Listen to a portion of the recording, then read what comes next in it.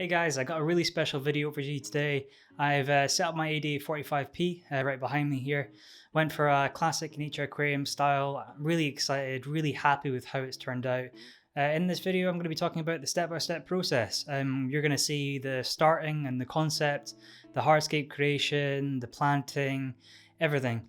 And yeah, so I really hope you enjoy the video. If you do, like, subscribe, leave me a comment. Let me know how I've done. If you enjoy the video, if you have any future video ideas, I'd like to know. It really helps to know your feedback and so we can progress and make some better content in the future. So the first thing I did was obviously trying to get my concept right, what I wanted to do with the tank. I know that I wanted to create a nature aquarium style layout. I wanted to use lots of wooden hardscape and a lot of like straight lines as well.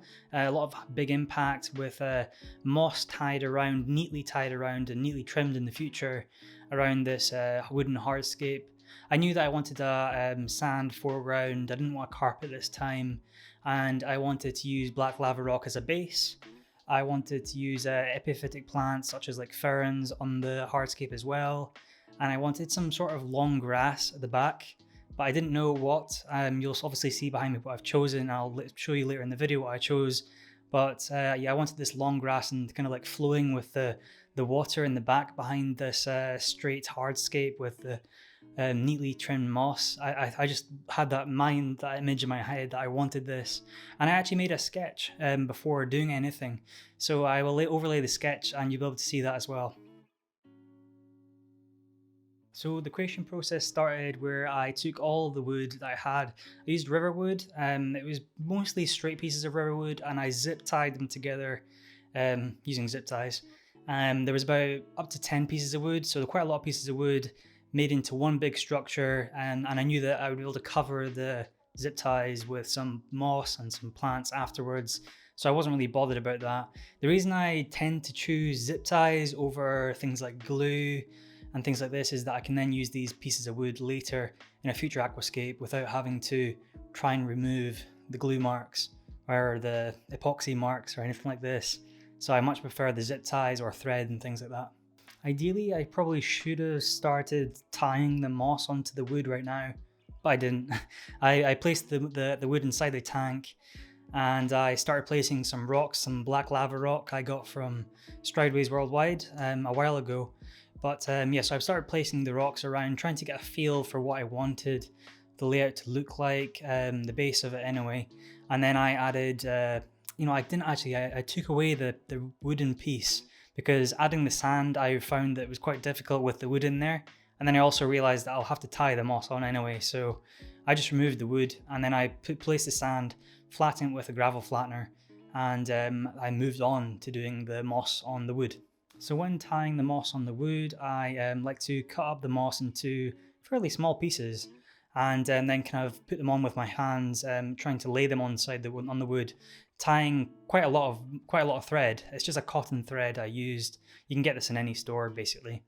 And yeah, so I tied it really quite tight, and quite a lot of thread I used and quite a lot of moss, so that again a really even covering of moss throughout the whole hardscape. And yeah, you can see the finished product here. I was really happy with this. It did take me, I think, over 3 days, probably 2 to 3 hours to do in total. So I was quite proud of this. It did take a lot of effort. Just prior to putting the wooden hardscape back in the tank, I did pour in the tropic aquarium soil is what I used. And I poured that into the back portion as I remember I want to plant this with some tall grass at the back. And this is the only plant I'm going to be planting into the substrate. So I then went ahead and placed the wooden hardscape with the moss tied on into the tank. And after doing so, I started to place more detailed rocks, some smaller rocks, and getting more down in size. I started sprinkling in some more gravelly kind of pieces that I've just basically smashed with a hammer into smaller pieces. So that's just for details around the main hardscape. The first plant to go in was Hydrocotyle verticillata.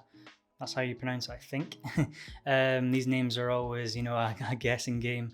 So yeah, I planted this one in. I didn't go right down to the substrate in some places. I don't know how it's going to do. I think it's going to do fine. And this plant was sort of like my wild card in this tank. I didn't know if it would fit in eventually, but it has these sort of like mushroom look, kind of a mushroom appearance where it has this kind of like round flat leaf. I think it'll look cool if it grows in. If it does well, it does well. If it doesn't, then I just remove it. In the initial planning, the concept design, when I was thinking about the tank beforehand, even making it, I didn't think about adding this plant. But later down the road, I thought when I was actually picking plants, I thought this might be a good idea. So I added it anyway, and hopefully it does well. I also added some bulbitis to the tank. I thought this gave it a really naturalistic appearance. I've never used bulbitis before actually, but I do love the plant, and being an epiphytic plant, it really fit in well to this tank. So I added that, and I also added some Microsorm trident fern.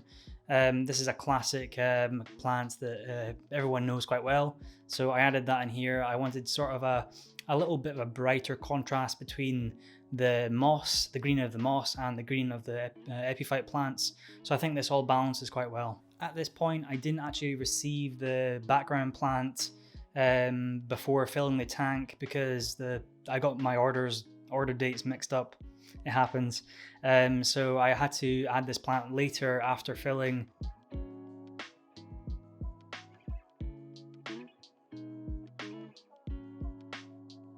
The grassy plant at the back, I decided to go with Cyperus helferi. This one's from Tropica, but there's other brands you can get it from. So I really thought this was best suited for this tank. I was thinking of Vallis nana, but it was kind of hard to get it. And maybe Cyperus helferi fits better, I don't know. I've never used any of these long grassy plants, nothing like this anyway, before in my tanks. So it's a new thing for me. I've done a bit of research and I've asked some friends on how to trim it and things like this. A quick tip, if you do have this plant, never trim it like this way. Always trim so that you have like a new point at the end of the leaf if you want to do it that way. But I really think the best way to trim it is to trim it back down from the bottom and just trim off individual long leaves. I think that's the best natural way to keep it going and remove the longer leaves. So guys, that is it. Quite a simple tank, really. It's not very complicated, but I really do love this one, and it's the kind of tank I want to live with in my home. Every time I look over, I get a deep sense of nature, and I just love these tanks. It's been a while since I've had something kind of like this, a bit more of a messy, jungly vibe, but usually I go for like the stem plants, all these kind of like perfectly manicured things. But I think with the grass at the back and the epiphyte plants on the hardscape and the moss, it just kind of feels more natural. I love it. It's very classic nature aquarium style, and that's why I love at my home. Obviously I like all styles, but I needed to try this. It was on my bucket list. So that's all from me today. I hope you enjoyed the video. I hope you like the tank. If you do, then well, let me know in the comments below. I'd love to hear your feedback. And once again, remember to drop me a comment if you want to see any videos in the future. Maybe something, a certain topic you're interested in, something you want to learn, or some little quick tips maybe. Do some shorter videos possibly in the future. Really looking forward to creating more content. Thanks again, and I'll see you in the next video, guys. Bye bye.